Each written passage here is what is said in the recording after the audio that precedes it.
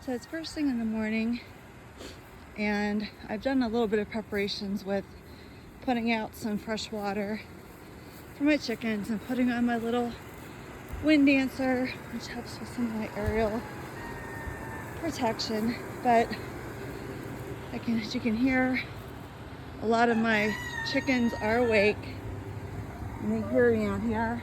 So I am going to the camera, let them out. Good morning, girls. Some of my girls, hello. As the door from the coop is open into the run, as some of them sleep in a partial outdoor run. Some of them are broody. Here's my coop. Even though the door's open, they can go out in the back. They don't. Good morning, everybody. Hi. Hi, Ziggy. Ziggy always gives me his little curtsy. Hello, good boy. Always looking for some morning love. I'm going to open up the back. Have other food. Girls, all your food is back here. You've got some food back here. Look. Oh, look at the treats back here. Oh my goodness. Who's back here? This is the back run, which a lot of my younger flock, a second wave I should call them, like to sleep in here. Hi, Track Hawk. Always have to dream. Hello. Hi. I have to clean that one out. Good morning, Bubba. Hello there. Good morning. Go get your foods. Hi. Raven. Hello, Track Hawk. This is my Alpha Roo. Good morning, pretty boy. I have to give him lots of good morning. Oh, you look so beautiful this morning. How did you sleep? To give him lots of affirmation or he attacks me. You're a good boy. And says, okay, I like that he's aggressive because he keeps the hawks away, don't you, big boy? Yes. Go ahead, go get some yum-yums. Go ahead, go get yum-yums. And the rest of the girls, and I've got a little silky roo in there. Here's Sunny, my pretty Welsomer. Very, very timid. Good morning, girl. Good morning. Put some water out here until I get this one cleaned out. Hi, girl. Good morning. So we can do some introductions. Well, here's Shelby, my little barred rock. Good morning. Always likes to whine.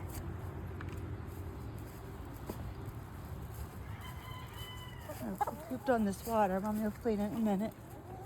Actually, yuck. Who's over here? Put this stuff over for my new speckled Sussex babies. Willow.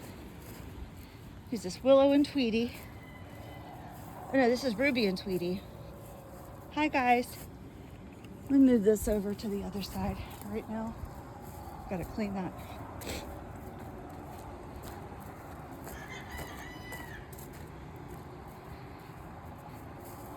So we've got Cookie here. Here's my blue azure. Here's water. And this is Sugar, another blue azure. And who else do we have? Oh, McClary is going through an awful molt. I've got 4. I guess you call them Easter eggers. They are called Americanas. They are Americana with an I. They are Americanas crossed with black copper Morans. So this is McLaren, and I have 3 other ones I can show you. And this is my Jersey Giant, Scarlet. She's pretty young still. She's about 8 months, I would say.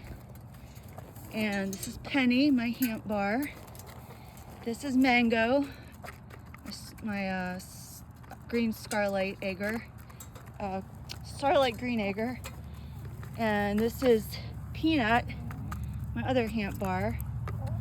saw Sunny. And who's this over here? Is this Willow?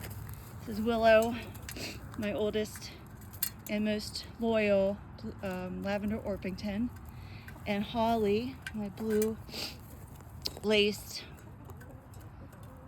red Wyandotte. And Raven, who is recovering from a very awful molt slash just being abused or overused, I guess, with the mating. And she would not cooperate with the apron for the longest time. So I finally got one that she could not remove. And Trackhawk, I think that's her ex-boyfriend now. Oh, you guys hear some geese? I don't see them. Oh, all the way down there. It's okay. But her whole back had no feathers. Her little tail was gone. And I finally found a good apron along with some ointments. And she's finally growing back, getting her groove back. She still looks pretty underweight, and she's being very cautious to stay away from all of the roosters, because I have I have 4. This is the, although this is Trackhawk, he's a production blue, and he has calmed down a bit. Well, how old are you now? He's 1.5 years now. He was very, very testosterone filled for a good 6 months. And I let his big old spurs be the way they are, because we do, as you can imagine, have a lot of aerial predators that come around here. And if any of them would get on the ground, I'm sure that he would take care of them. And we haven't had any aerial predators. We have unfortunately had one predator that was ground that was a bobcat that took 2 of my beloved chickens since we've lived here for 3 years. So we did have to erect this 10-foot fence. It was just this, I guess, 3-foot fence before, or 3.5 feet. And after we literally saw the bobcat snap my beautiful speckled Sussex neck, and one of my chocolate Orpingtons was, all we had was a pile of feathers for her. We knew that the only way we could keep a bobcat out for all of our safety, including my daughter, who caught him in the act, and we have 2 German Shepherds that we keep in our front yard, separated by a gate. And then my one is over 100 pounds, and he could probably give it a run for its money, but I wouldn't want to risk it. So we elongated this fence up to 10 feet, and it does have electrical wire. So, and that was about 1 year ago. And we have not had an attack of any sort since. And let me go and knock on wood. So this is our latest edition, speckled Sussex, number 2. I got 2 of them. She's very vocal. This is Candy. And I've had her for not even 2 weeks, and I don't know what happened to her leg. She was not like this when I got her, and I think she must have twisted it somewhere. How are you doing? I usually am keeping them isolated. During the day I have a side run, you'll see. How you doing, girl? Right now, as I checked with our breeder, I got her as a ready to lay, and she, our breeder, which we got all 32 of our chickens from him, a wonderful farm. All of their chicks are vaccinated against Marek's, and we got her as a ready to lay pullet, so she was already 16, 17 weeks old, so vaccinated, and had been tested negative for Marek's, among other diseases. So she was not doing this when we got her. And I do have These two girls here, Penny and Peanut, have been known to pick on young girls. And even though I had them in a side run, they did get out one day. And I found one hidden under the pool,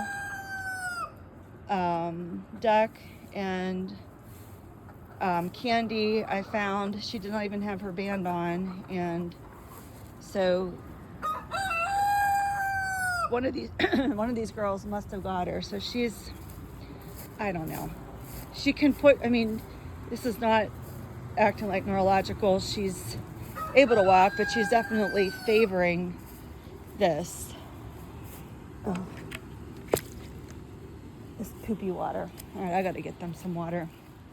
All right, girls. But this is their little side run. They have in here, I have a little nesting box in there because they are ready to lay. I put their food and water in there. I clean it out every morning. And then also they have the option to get out and go through this little tunnel system, and I hook it up to that so they can get out and forage, because this breed loves to forage and they're actually risk their life. So see, she's able to get around. She just hobbles a bit. So I don't know if she sprained it or not. Now, I'm gonna go clean the rest of these. I've got a couple broodies I've got to get out. They've been broody for over 3 weeks now. I don't know what they are not. They're young. Hi! Here's another one of my Americanas. Hell Kitty, good morning. You're also molting. My Americana crossed with Black Copper Moran. You're beautiful, but you're molting. Go ahead. Go escape before he gets you. Go ahead. Go in the back. This is where all the drama is going to start very shortly. The nesting boxes. These two broodies. This is Harley. She is one of my younger Orpingtons, Buff Orpingtons. She's does not have the nicest personality, despite being an Orpington. And here's one of my chocolate Orpingtons, Missy, and she also does not have a nice personality. She thinks that she's better than everybody. Okay, come on, you guys. We are not hatching eggs. You guys have been in here for a long time. You need to go out. You need to touch some grass. You need to touch some grass and get some food and water. Come on, go head out. Go on. Go ahead. Go. Tell them, Tracker. Let's see. I also have nesting boxes in here. Don't see anybody in them yet. So I have 9 nesting boxes in here, which I use for, seems like for the 27 chickens, 27 hens, 32, 28 hens. It really doesn't matter because they all just want to be in the ones that they have, the ones that are being used at the time. But I also have 3 other ones that I keep behind the shed in a nice covered area, and they don't want to use them. So technically I have 12 nesting boxes, but they only want to use these ones. And they will climb over each other, and while there are literally like multiple open boxes, it really has nothing to do with what's available. It's just what they want, and that's, anyone that owns chickens knows that. Little hens. Hi, this is Pickles. Pickles is another Starlight Green Egger. And let's see, who else do we have? Ziggy is my second line roux. He's an Appenzeller Spitzhauben, silver spangled. He's a very nice rooster, very calm. The only person he's ever attacked is my husband, just because my husband can be very loud, the way he talks and everything, so he gets threatened by him, and he's big. But he does not attack anyone else. He is quite a gentleman. And he does, right now, Cookie and Sugar, my little blue Azers, are his sister wives. So Scarlet's my Black Jersey Giant. And this is I always knew Willow, but no, this is Ruby. Ruby does not have the thing on her leg. And then this is Mango. I think I already showed you. She's a green egret. And that's Missy, the broody chocolate orb. So let's see. Oh, we still have a whole bunch that are hanging out in here. Okay, what do you guys do? Okay, so we've got Hazel is another one of the Americana and Black Hopper Marin mixes called Americana, or, you know, an Easter egger. But she's one of my originals. Like her and this beauty here, Miss Coco, a gold lace Wyandotte. Mr. Dixie, who's my original rooster, a little blue silky. He's not black, he's actually blue, believe it or not. And Miss Bunny, my dark Brahma, and Miss Pepper, my black Orpington, and Miss Ginger, my RIR, Rhode Island Red, are all, they're all my OG gang. My original, part of my original 13 Florida hens. This little Queenie in here is not an original. You're gorgeous, but you know, you're my chocolate Orpington who, because once I got my alpha rooster here, Trackhawk, you became, because you guys got those fluffy butts, you became his posse and decided that you were going to be declaring yourselves the top of the pecking order. Yeah. So and they're only hiding in here because they don't want Trackhawk or Ziggy to jump on them. All right, guys, you're missing breakfast. So I am missing my fourth rooster. Where's Keith Richards? And Keith Richards is back here, and he's technically a rooster. He definitely loves the ladies. As far as protection, I mean, he's gonna make the calls, but he is definitely afraid of his own shadow. Definitely afraid of me. Hi, Keith Richards. Hi. Wait, Mommy just wants to say good morning. Okay, don't be scared. Don't be scared. I'm just saying good morning. Say good morning, Keith. Keith also loves the ladies. Keith had some significant trauma. When we talked about the bobcat that broke my first speckled Sussex neck, Poppy. Poppy was his girlfriend, engaged to be wife. They were in the same clutch. They were extremely close. They did everything together. And it was very traumatic for him. And it was actually very heartbreaking. He crowed for her. He would not go. I could not get him to come in the run or coop. And at night, it's still hard to get him in. I actually thought getting this new little Sussex, although it's been almost a year, would maybe spark some life into him. But I have video when he first saw them. His reaction was actually, he was kind of stunned and didn't know what to do with himself. He was very attached to Poppy, and he was very traumatized and would just cry and crow outside for weeks. So I guess that might be part of his trauma, because obviously there's no rooster that's going to be able to defend against a bobcat, and I wouldn't know. Okay, it's okay, Bubba. Just show everybody how pretty you are. You're a pretty boy, Keith Richards. Now Keith and Ziggy are also clutch mates. And, I obviously didn't know I'd already got Trackhawk, my alpha, which I specifically got him. I bought him on purpose as an 8-week-old, because Dixie was my first rooster that was accident, Silky.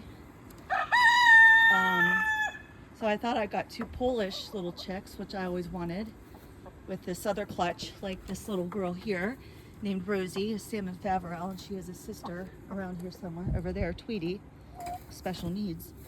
And so I thought I got these 2 cute little Polish And then they ended up being little roos, which I was like, oh great. So I wasn't sure how that was going to turn out, being that I already had 2 roosters.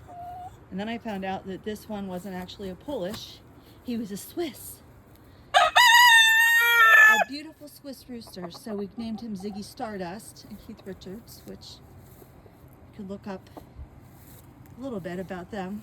That little history, it's kind of cute, but he does remind me of Ziggy Stardust. If you know anything about Ziggy Stardust, the way he looks, David Bowie's alter ego. But they all actually get along pretty well, the 4 of them. I mean, a free range, so it's a half acre. They know their territory. Dixie's an OG, and even though he's tiny, he really doesn't get up on anybody anymore. He used to. He used to have a brother, I had a little buff Silky who was adorable, Dusty. And I thought, you know, they were both, you know, the accidental roosters, but they were so cute, and I thought, well, they're Silkies, and I could keep both. But when his testosterone kicked in, whew, he was like a little Tasmanian devil, and really was starting to injure my birds, and I had to get rid of him. But the breeder actually took him back, and rehomed him to somebody that was looking for a Silky Roo for mating, which was great because he was young, and I'm sure he made some cute little chicks. Check out these girls. Okay, guys, I'm gonna get you guys your clean water. Okay, oh look, I've got a clean in here. All right, so that's it for now. Have a great day.